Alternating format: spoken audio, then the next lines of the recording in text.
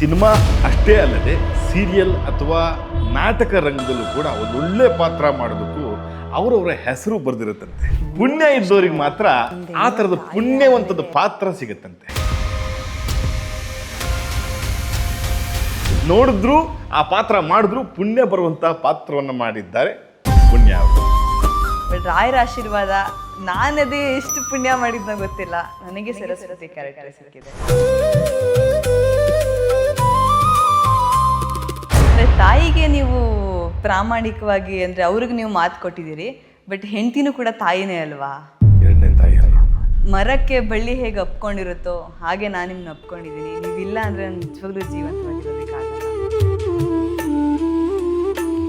ಕೌಸಲ್ಯ ಸುತ್ತರದ ರಾಮ ಅಂತ ಒಂದು ಫಿಲಮ್ ಬಂತು. ಅದರಲ್ಲಿ ನನಗೆ ಒಂದು ಸ್ಮಾಲ್ ಸೈಡ್ ರೋಲ್ ಆಗಿ ಒಂದು ಕ್ಯಾರೆಕ್ಟರ್ ಕೊಡ್ತೀನಿ ಅಂತ ಶಶಾಂಕ್ ಡೈರೆಕ್ಟರ್ ಅವರು. ಅಲ್ಲಿ ನನಗೆ ಸ್ಕ್ರಿಪ್ಟ್ ಕೊಟ್ಟರು. ನಾನು ಮಾಮೂಲಿ ಪಾಠ ಓದ್ಕೊಂಡು ಹೋಗ್ತಾ ಇದ್ದೀನಿ. ಆ್ಯಕ್ಚುಲಿ ನನಗೆ ಐಡಿಯಾ ಇಲ್ಲ ಇದೇ ರೀತಿ ಇಂಟೋನೇಷನ್ಸ್ ಅಲ್ಲಿ ಹೇಳಬೇಕು ಮಾಡ್ಬೇಕಂತ ನನಗೆ ಗೊತ್ತಿರಲಿಲ್ಲ. ಅವ್ರು ಹೇಳ್ಕೊಟ್ಟಾಗ ಅವ್ರು ಡೈರೆಕ್ಟರ್ ಅವ್ರಿಗೇನು ಪ್ರೆಷರ್ ಇರುತ್ತೆ ಅನ್ನೋ ಬೈದು ಬಿಟ್ರು.